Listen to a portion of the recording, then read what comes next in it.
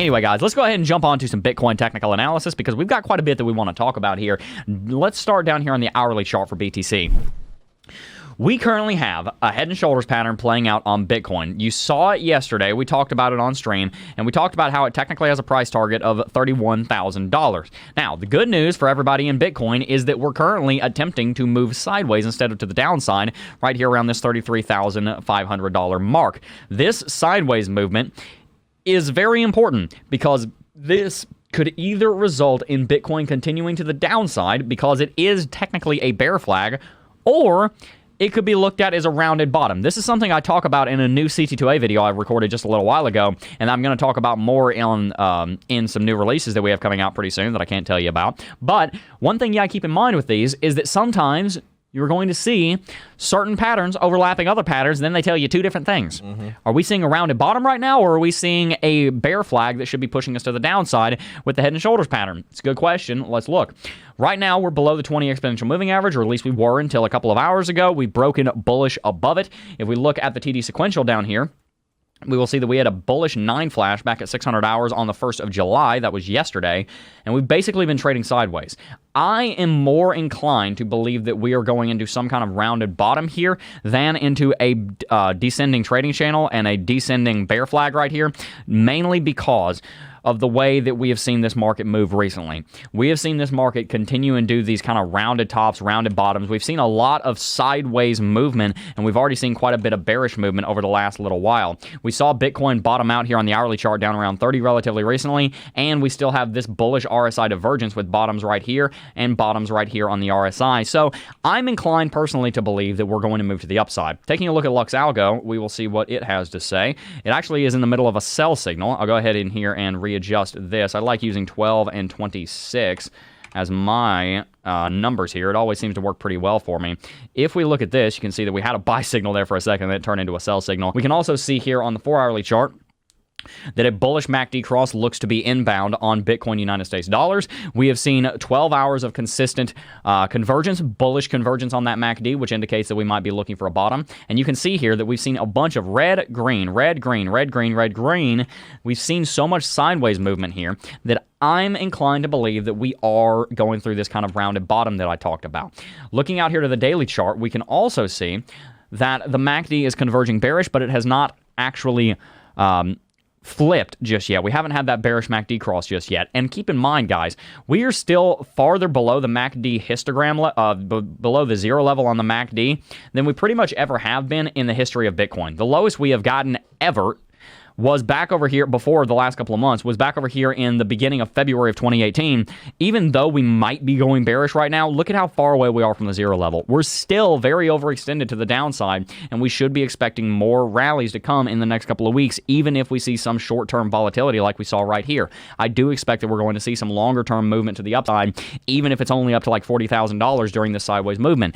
We also are looking at Bitcoin being under the 20 exponential moving average on the daily chart. This is a level that we're going to have to look at. So, with everything I just said in mind, where does Bitcoin go next, and are there any trade setups on the chart? I personally think that right now is an important decision point. We are in between this level and this level.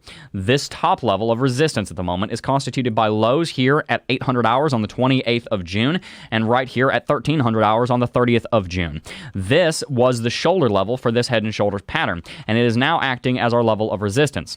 Our level of support is constituted by this bottom over here on the 27th of June at 1700 hours and the three bottoms that we've seen here on the 1st of July and today. On the 1st of July, I was at 1500 hours and it was at 2 a.m. today and 7 a.m. this morning.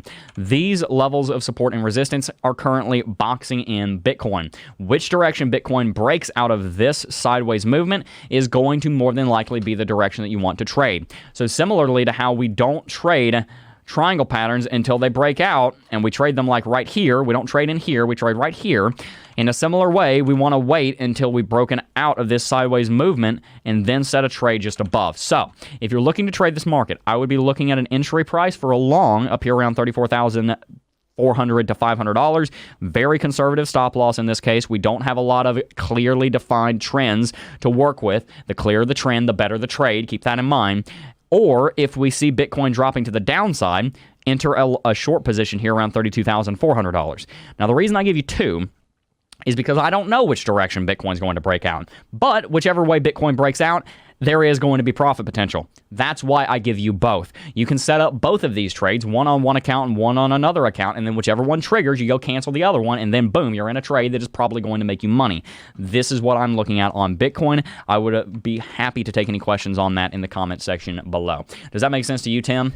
No, it absolutely does. And even I've seen in comments people talking about, again, something that I've been talking about a while now, and I did a lot of studying yesterday. By no means am I ready to say I'm an expert, but as far as the Wyckoff, some people are saying we're in phase D. Some people are saying in phase C. I don't even think we can confirm that we're out of phase B yet on the Wyckoff symbol, on the Wyckoff accumulation phase, if we're in one at all. Again, there's a lot of debate as to if we're there or not. But something when I was reading yesterday that was very clear, that Wyckoff himself was clear about. He said this was made to help people read the markets and try to think the way that the investors, the institutional investors are thinking. However, do not just throw away all reasoning to do that. So you got to continue to look at technical analysis as a whole to predict that. However, to get us into phase C, which is where we start to see that little turnaround and we start to kind of go back up against and break through our recent levels of resistance, what we need to see is evidence that the institutions are happy pretty much with where we've gone, and I don't know if we've gotten there yet. The reason why I think we might still be in phase B is because according to Wyckoff, we can hit that bottom level of support several times, because ultimately what is happening is these institutions are both selling and buying. They're just buying more than they're selling, but that's why it's called the accumulation phase. They're trying to accumulate a lot of coins and try to scare people out of it. I don't think that we are in a position right now yet where I think the institutions are satisfied. In fact, I think there's a lot of institutions that are kind of waiting for us to dip a little bit lower. They originally want us dipping down to maybe 20,000, maybe 24,000. Maybe we don't get down that far, but they're realizing, all right, we were a little wrong. There's a little too much retail investment support to get us that far. However, we definitely can go down and test that 30,000 again. We know we have a level of support at 29,000. If we can get it back down to there, we will be Gucci. 29,000, just so you guys know, is kind of the bottom of this trading range, and that's what Wyckoff teaches you. You have a trading range. It drops down to about 29,000 and kind of peaks at around 41, 42,000. We are squarely still in that, and I'm not necessarily convinced that we're out of our phase B of that. However, we will see that play out, but my take is, just like Jebb said, we could go up, we could go down. I think there's a little too much reasoning to be confident that we will go up, although that is a chance. In fact, I mean, the only reason why I think we might bounce back up, and this will be the last thing I say about Bitcoin before we move on, is we are sitting right there at the 0.618 of the Fibonacci retracement level. So that is one piece of evidence to say, hey, this might be a short-term bottom. We might resume back up for a little second. However, when you go back to the fundamentals and you go back to what is happening, I think there are lots of people trying to get it to come down at least one more time before we begin our rally. Yeah, and to be clear, guys, I personally think that we're going to break bullish out of this sideways movement that we're looking at here, and I'll show you really quickly on the chart, and then we're going to move on to Ethereum. There is an uptrending level of support here on Bitcoin with a bottom here on the 22nd of June, a bottom here on the 26th of June, and a bottom here just today. I think that we're going to hold this and rally up through this symmetrical triangle pattern that we're currently forming. Which direction we break out of this is a much bigger concern than what we just talked about. We were talking about down here, but we also want to be paying attention to this larger pattern. When in doubt, zoom out, and that is what we want to keep in mind. Yeah. We will be keeping you guys up to date on those patterns and where Bitcoin might be headed next.